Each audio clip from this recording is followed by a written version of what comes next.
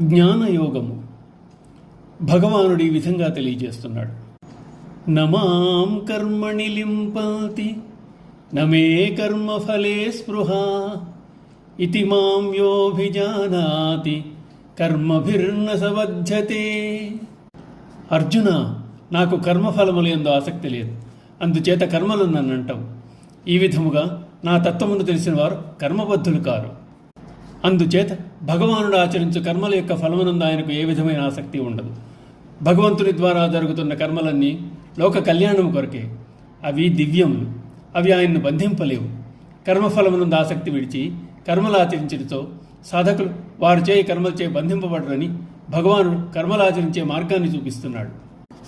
ఏవం జ్ఞాత్వా కృతం కర్మ పూర్వైరపి ముముక్షుభిః కురు కర్మైవ తస్మాత్వం పూర్వతరం కృతం.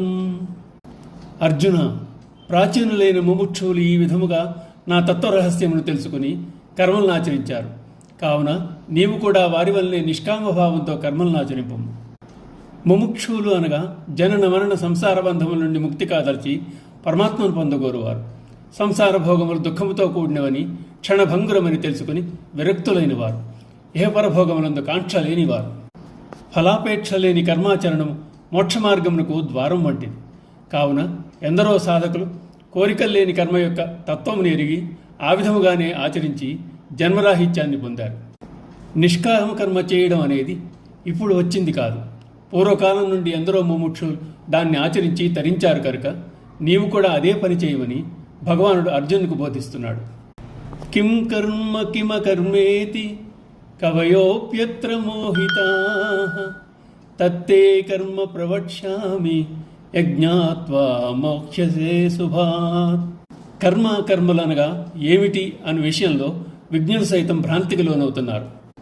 కావున దేనిని తెలుసుకుని నీవు అటువంటి సందిగ్ధావస్థ నుండి దూరం అవుతావో అట్టి కర్మతత్వాన్ని నీకు తెలిపెదను విను. దానిని తెలుసుకుని నీవు కర్మబంధముల నుండి విముక్తుడవుతావు.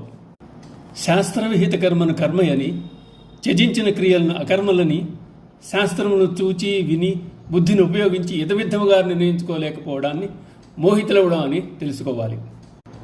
కర్మరహస్యం లోతుగా తరచి చూస్తే గానీ బోధపడదు.